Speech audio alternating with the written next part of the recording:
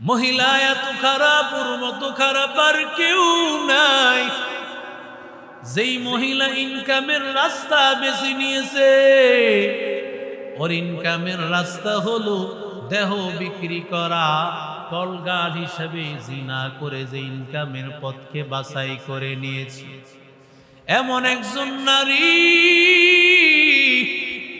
আল্লাহর ওই বান্দি, আল্লাহর কাছে নাফরমান, কিন্তু আল্লাহ ইখলাসের কারণে সামান্য আমল, কারটা কখন কবুল হয় জানা নাই। আল্লাহর বান্দা মহিলা রাস্তা দিয়ে রওয়ানা, আল্লাহর বান্দি যাইতেছে, যাইতে যাইতে হঠাৎ করে মরুভূমি অঞ্চলে তাকায়া দেখে, আল্লাহর বান্দি তাকায়া দেখতেছে এক কুকুর হাফা বাইতেছে, জিব্বা তার বের হয়ে গেছে, প্রচন্ড গরম। সৌদি আরবের গরম তো সাধারণ গরম না। যারা বাইতুল্লাহ গিয়েছেন, সৌদি আরবে থেকেছেন, সৌদি আরবের গরম কত মারাত্মক গরম। এই গরমে কোনো পানির ব্যবস্থা তাদের এমন নাই।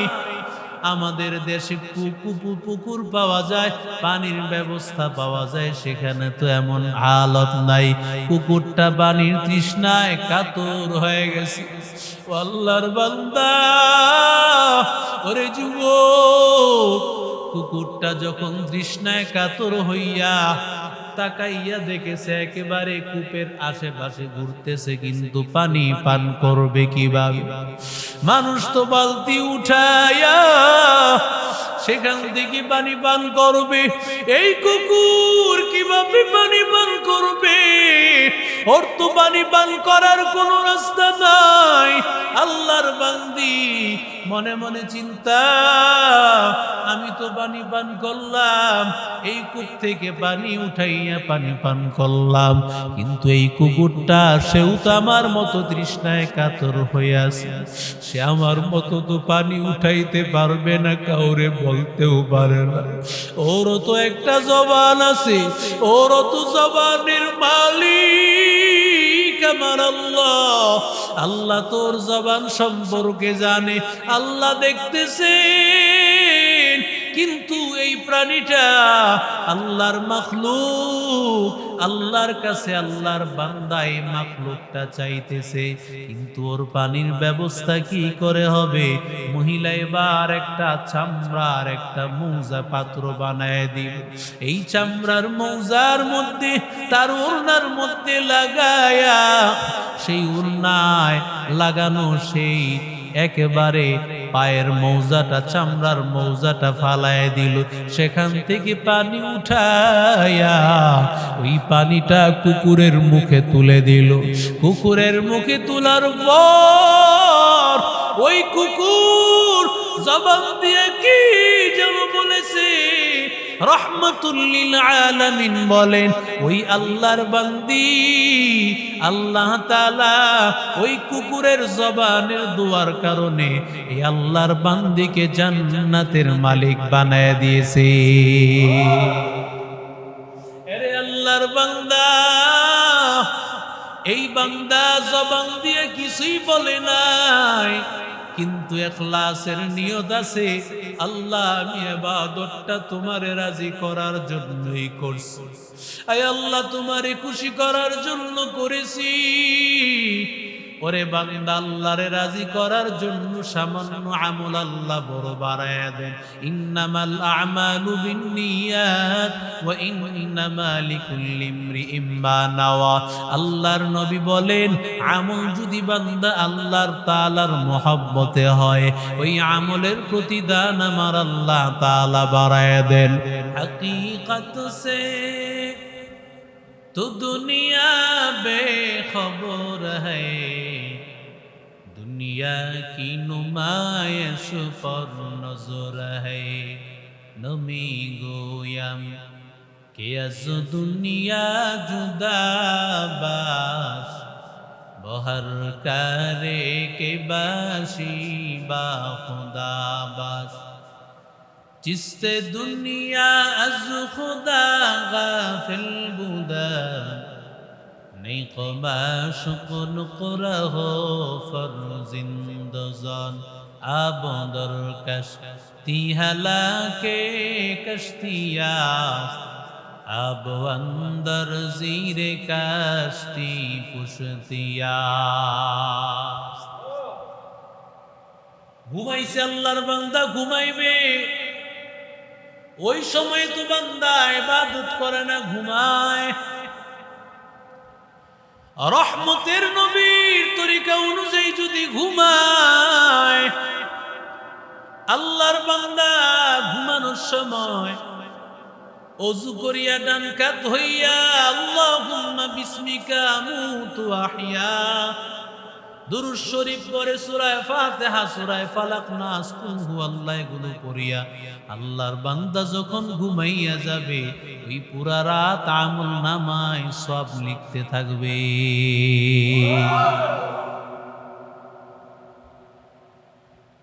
একটুখানি নেকের তরে রোজ হাসরের মাঠেতে বাবা ঘুরবে ছেলের পিছে ছেলে বাবার আগেতে আহা সেই কঠিন ময়দানেতে নামাজ তোমায় ভুলবে না ঠিক মতো পড়িলে নামাজ জান্নাত তোমার ঠিকানা আমার প্রাণের ভাই বোনেরা জলদি করে উঠে যাও ওযু করে তাড়াতাড়ি নামাজ পড়তে লেগে যাও আহা নবী বেনামাজির শাফাআত করিবেন না ঠিক মতো পড়িলে নামাজ জান্নাত তোমার ঠিকানা আল্লাহর বান্দা ঘুমাইয়া গিয়েছে ও আল্লাহর বান্দার নিয়ত হলো ঘুমানোর পর যে শক্তি হবে ফজরের নামাজে বান্দা ইবাদতে দাঁড়ায়া যাবে সারা দিন বান্দা আমল করবে শক্তি অর্জন করিয়া ঘুমাইয়া মাথা ফ্রেশ করে এই সারা রাতটা আমার আল্লাহ ইবাদতের সব লিখে দিবে কেমন দয়ার মালিক আমার আল্লাহ আল্লাহর মতো দয়ার সাগর আর কেউ নাই দাওয়াত ও তাবলীগের মেহনতে 3 দিন সময় বান্দা মসজিদে অবস্থান করে রাহমাতুল লিল আলামিন বলেন ইন্তিজারুস সালাহ মিনাস সালাহ নামাজের অপেক্ষায় বান্দা যেই সময়টুকু থাকে ওই সময়টুকু তার আমল নামায় নামাজের সব লিখতে থাকে মাগরিব পরে বান্দা মসজিদে আসে কেন বান্দা এশারের আযান হবে আবার এশারের নামাজে দাঁড়ায়া যাবে আবার এশারের পর থেকে মসজিদে খাওয়া মসজিদে আমল করা মসজিদে ঘুমাইয়া যাওয়া কেন বান্দা আবার ফজরের আযান মসজিদে হবে মসজিদে জামাতে নামাজে দাঁড়াইয়া যাবে এই যে এশা থেকে নিয়ে ফজর পর্যন্ত খাবার খেয়েছে ঘুমাইছে আমল করেছে পুরো সময়টা নামাজের সব লিখে দিবে রহমতের নবী বলেন আবার ফজর থেকে যোহর পর্যন্ত আবার তুমি নিয়তে আসো কেন যোহরের আযান হইলে বান্দা আমি নামাজে দাঁড়ায় যাব এই যোহর পর্যন্ত যত আমল করবা ঘুমাইবা খাবার খাইবা আমল করবা পুরা আমলটাই বান্দা নামাজের সব লিখতে থাকবে আমল সে জিন্দেগি बनती है जन्नत भी जहन्नम भी ये खाकी फितरत में न नूरी है न नारी इखलास की अमाल ये जन्नत की हमरा इखलास की अमाल ये जन्नत की हमरा परहेज की मकासद है जो तक़वा से हासिल मान परहेज की मकासद है जो तक़वा से हासिल मान बगैर जो अमाल हो इखलास व तक़वा बगैर जो अमाल हो इखलास व तक़वा बर्बाद तेरे जिंदगी ऐ होश नजर मान बर्बाद तेरे जिंदगी ऐ होश नजर मान जोरे बोलें अल्लाहु আকবার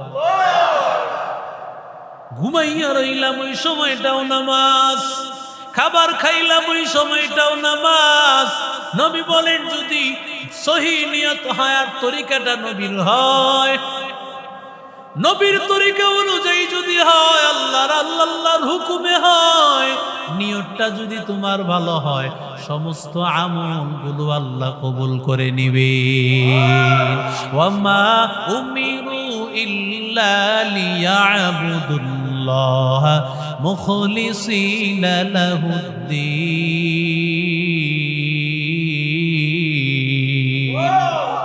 আল্লাহ বলে বান্দা ইবাদত করবে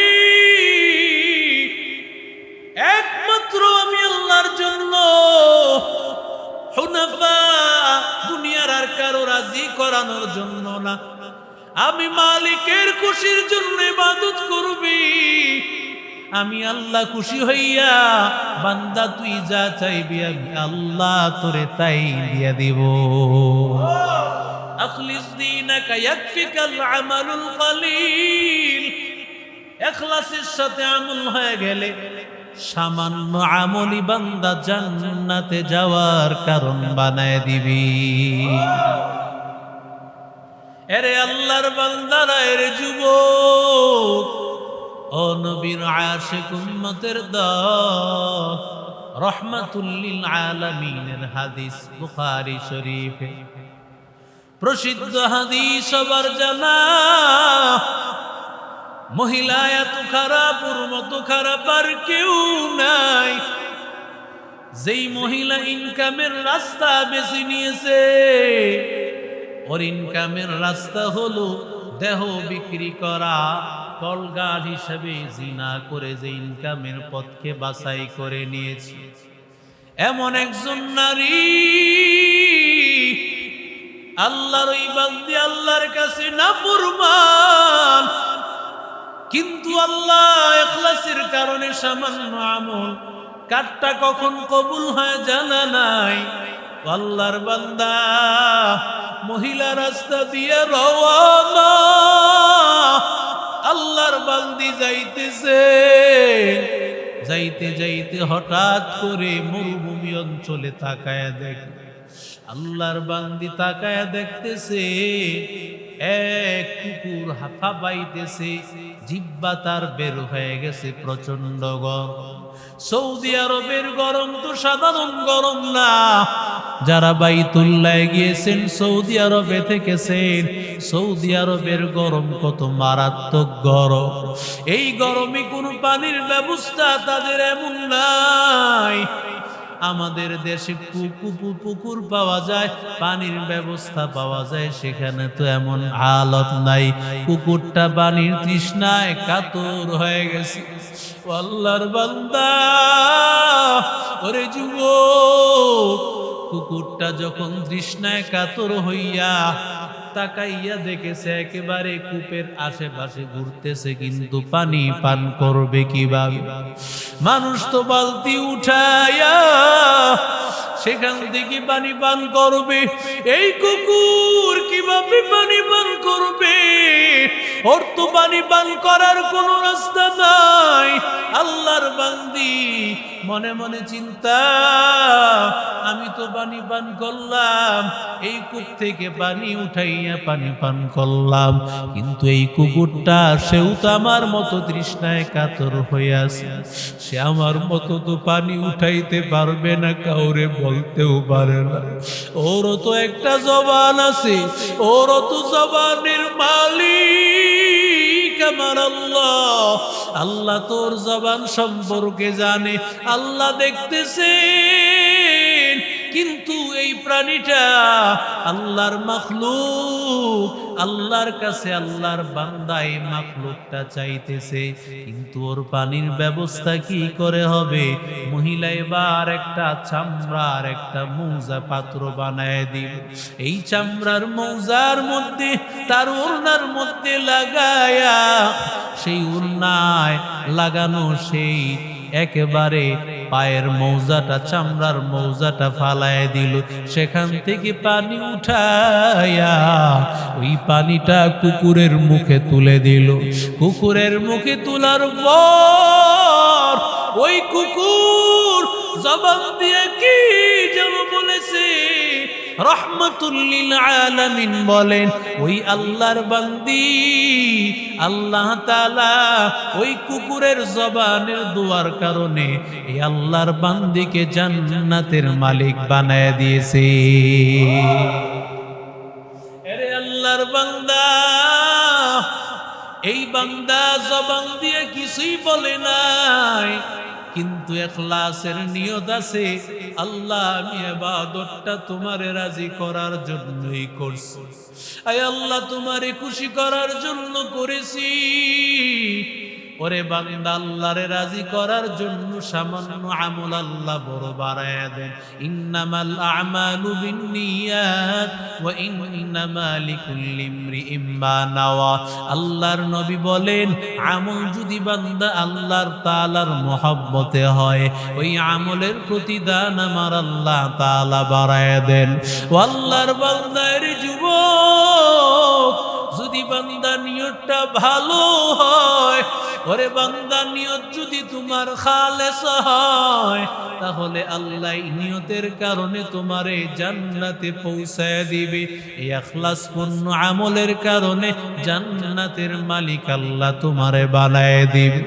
আল্লাহর নবীর পয়গম্বরের হাদিস, আমার মায়ার নবী রহমাতুল লিল আলামিন, মায়ার নবী রহমাতুল লিল আলামিন বলেন, তিনজন আল্লাহর বান্দা যুবক, আল্লাহর বান্দা তিনজন যুবক, আল্লাহর বান্দারা রওয়ানা। ঈদের দিন আল্লাহর বান্দারা রওনা করেছেন, বের হয়েছেন, ঘুরতে বের হয়ে গেছেন। হঠাৎ করে দেখে প্রচন্ড মেঘ, চতুর্দিকে প্রচন্ড মেঘ। মেঘের কারণে আল্লাহর বান্দারা আটকায় গিয়েছে, ঝড় তুফান। আল্লাহর বান্দারা পাহাড়ের গুহায় অবস্থান করেছে, কিন্তু আল্লাহর কুদরত, পাহাড়ের গুহায় যাওয়ার পর সাথে সাথে তাকাইয়া দেখে পাহাড়ের গুহার মুখটা বন্ধ হয়ে গেছে, বাহিরে বের হওয়ার কোনো রাস্তা নাই। কি করিয়া বাহিরে বের হবে? বাহিরে বের হওয়ার মতো কোনো রাস্তা নাই। এমন সময় তিনজন আল্লাহর বান্দা বলতেছে, তোমাদের যার যেই আমল আছে, নেক আমল আছে, ওই নেক আমল দিয়া আল্লাহর কাছে বলো, মালিকের কাছে বলো। আল্লাহ তাআলা যদি কবুল করে নেয়, তোমাদের এই নিয়তের কারণে, তোমাদের দোয়ার কারণে, ইখলাসপূর্ণ আমলের কারণে, ওই আমলের উসিলার কারণে হয়তো আল্লাহ মাফ করে দিবে। এবার এক আল্লাহর বান্দা আল্লাহর কাছে ডাক দিয়া বলে, ও দয়ার মালিক, আমার কিছু শ্রমিক ছিল, এই শ্রমিকেরা আমার অধীনে কাজ করত। এর মধ্যে একজন শ্রমিক দিনের বেলায় কাজ করেছে, সন্ধ্যা হয়েছে, পারিশ্রমিক না নিয়ে আমার এই শ্রমিকটা বাড়িতে চলে গেছে। বাড়িতে চলে যাওয়ার পর আল্লাহর ওই বান্দার আসে নাই। আমি ওই টাকাটা বড় যত্ন করে রেখে ব্যবসায় কাজে লাগাইছি। কাজে লাগানোর পর আস্তে আস্তে ওই টাকা দিয়া এক সময় বিশাল বড় ছাগলের পাল, বিশাল বড় মাঠ ফসল, অনেক সম্পদ হয়ে গেছে ওই সামান্য টাকা দিয়া। এবার বহুদিন পরে ওই আল্লাহর বান্দা শ্রমিক আসিয়া হাজির, ডাক দিয়া বলে, ও মালিক, আমার ওই পারিশ্রমিক দেন, আমি আপনার কাজ করেছিলাম, পারিশ্রমিক দেন। মালিক ডাক দিয়া বলে, হ্যাঁ, এই যে তাকায়া দেখতেছো মাঠ ভর্তি যত গরু ছাগল আছে, মাঠ ভর্তি ফসল আছে, সবকিছুর মালিক তুমি নিয়ে যাও। আল্লাহর বান্দা বলতেছে, মালিক আপনি কি আমার সাথে তিরস্কার করতেছেন নাকি? বলে, না, তোর সাথে তিরস্কার করতেছি না, কারণ ওই তোর টাকাগুলো আমি কাজে লাগাইয়া এই টাকাগুলো দিয়ে আমি বিশাল সম্পদ আজকে আমি করেছি, আমি তোর সাথে তিরস্কার করি না। আল্লাহর বান্দা, আল্লাহর নবী বলেন, এই আল্লাহর বান্দা সব মাল সামানগুলো নিয়ে গেল। এবার আল্লাহর বান্দা বলতেছে, আল্লাহ আমি তো এই আমলটা শুধুমাত্র তোমারে রাজি করানোর জন্যই করেছি, দুনিয়ার আর কাউরে দেখানোর জন্য না। আল্লাহ যদি কবুল হয়ে থাকে তোমার কাছে এই আমল, আল্লাহ আমাদের এই বিপদ থেকে ফাফরি জান্না, আমাদের এই বিপদ থেকে মুসিবত থেকে হেফাজত করেন। রহমতের নবী বলেন, আল্লাহ তাআলা পাথরের কিছু অংশ সরায় দিয়েছেন, বের হওয়ার মতো রাস্তা নাই। এবার তৃতীয় জন আল্লাহর গোলাম বলতেছে, মালিক ও আল্লাহ, আমার মা বাবা, আমি প্রতিদিন বাহির থেকে কাজ করিয়া আমি দুধ নিয়ে আসিয়া আমি সর্বপ্রথম মা বাবার কাছে নিয়ে আসতাম। মা বাবার আগে আমার স্ত্রী সন্তান কারো মুখে খাবার তুলে দিতাম না। একদিন আমি কাজ করতে গিয়েছি, আমি দুধ নিয়ে আসছি, খাবার নিয়ে আসছি মায়ের জন্য, দিক দিয়া বাচ্চারাও ক্ষুধার্ত। আসিয়া দেখি মা ঘুমাইতেছে, মা জননী ঘুমায়। মা যখন ঘুমাইতেছে, মা ঘুমানোর পর আমি মারে না ডাক দিয়া আমি মাথার কাছে দাঁড়াইয়া লইলাম। মাথার কাছে দাঁড়ায় রয়েছি, চোখ মেলার পর মা ডাক দিয়া বলতেছে, ও সন্তান, তুমি এতক্ষণ দাঁড়াইয়া আছো, আমি তো তোমার এতক্ষণ দাঁড়াইতে বলি নাই, এত রাত পর্যন্ত দাঁড়াইয়া আছো। মা যে কি পরিমাণে খুশি হয়েছে, আমার মা কি পরিমাণে খুশি হয়েছে। কারণ সন্তান যখন মা বাবা না চাইতে কিছু করে, মা বাবার কলিজা বড় ঠান্ডা, মা বাবার কলিজা বড় ঠান্ডা হয়ে যায়। কারণ এই পৃথিবীতে মা বাবার মতো আপন আর কেউ নাই। আল্লাহর বান্দা বলে, ও দয়ার মালিক, আমার সন্তানগুলো কাঁদতেছিল, আমার সন্তানগুলোর মুখেও খাবার দেই নাই, তাদের মুখে খাবার না দিয়া আমি আমার মা বাবার মুখে খাবার না দিয়া খাওয়াইব। শুধু আল্লাহ তোমার মহব্বতে মা বাবার মুখে খাবার দিব, এই জন্য আমি এর আগে বাচ্চাদেরকে খাওয়াই নাই। আয় আল্লাহ, আমলটা যদি তোমারে রাজি করানোর জন্য করি, আজকে বিপদ থেকে হেফাজত করো। ফাফরিজ আন্না হাদিহিল মুসিবা, আল্লাহ এই মুসিবত থেকে আমাদেরকে হেফাজত করেন। দোয়াটা করতে দেরি, পাথর আরো একটু সরে গেল, কিন্তু এখনো বের হওয়ার রাস্তা নাই। এমন সময় আল্লাহর এক বান্দা বলেন, ও দয়ার মালিক, ও আল্লাহ, ইন কানাত বিনতু আম্মাতি, আমার চাচাতো বোন আমার কাছে বড় পছন্দের একটা মেয়ে ছিল, আমি তারে ভালোবাসতাম, কিন্তু আমি তারে বারবার প্রস্তাব দিয়েছি, কোনোদিন আমার প্রস্তাবে রাজি হয় না। সে সব সময় বলতো, ইন্নী আখাফুল্লাহ রাব্বাল আলামিন,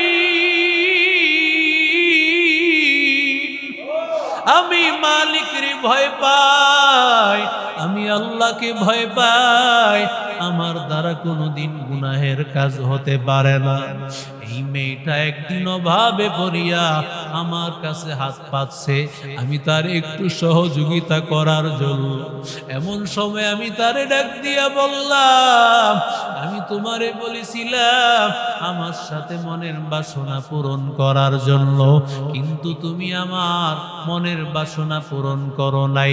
আজকে তোমারে এত দিনার দিব, শর্ত আছে আমার সেই মনের বাসনা চাহিদা পূরণ করা লাগবে।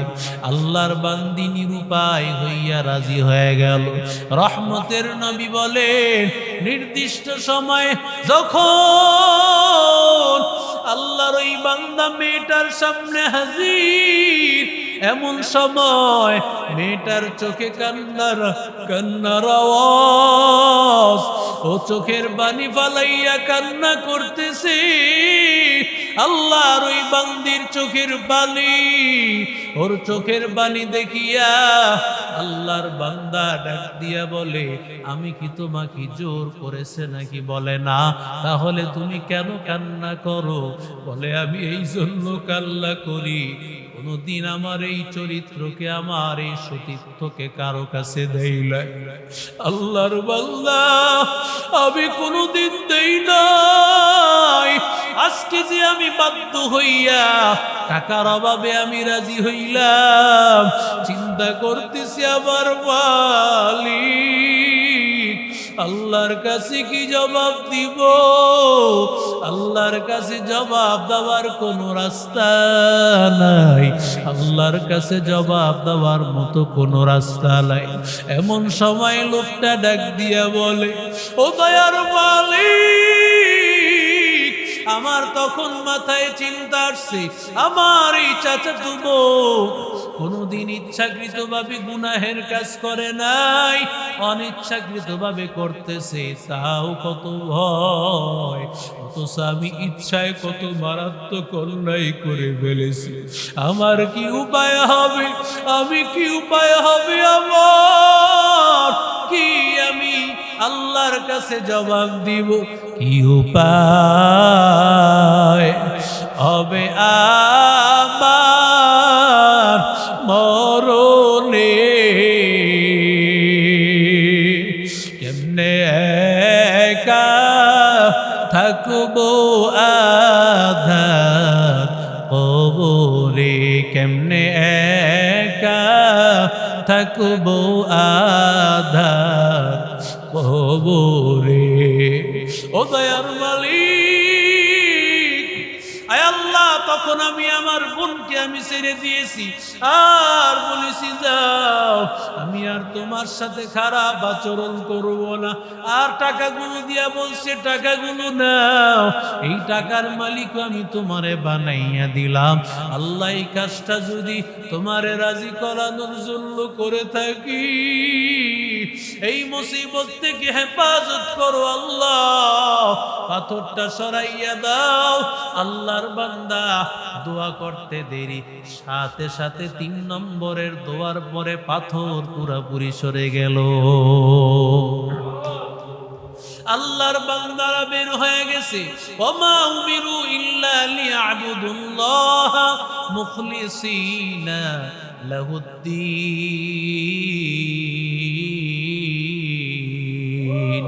قل إن صلاتي ونسكي ومحياي ومماتي لله رب العالمين. أي الله, আমার নামাজ, আমার কুরবানি, আমার বেঁচে থাকা, আমার মরে যাওয়া একমাত্র আল্লাহ আপনার জন্য।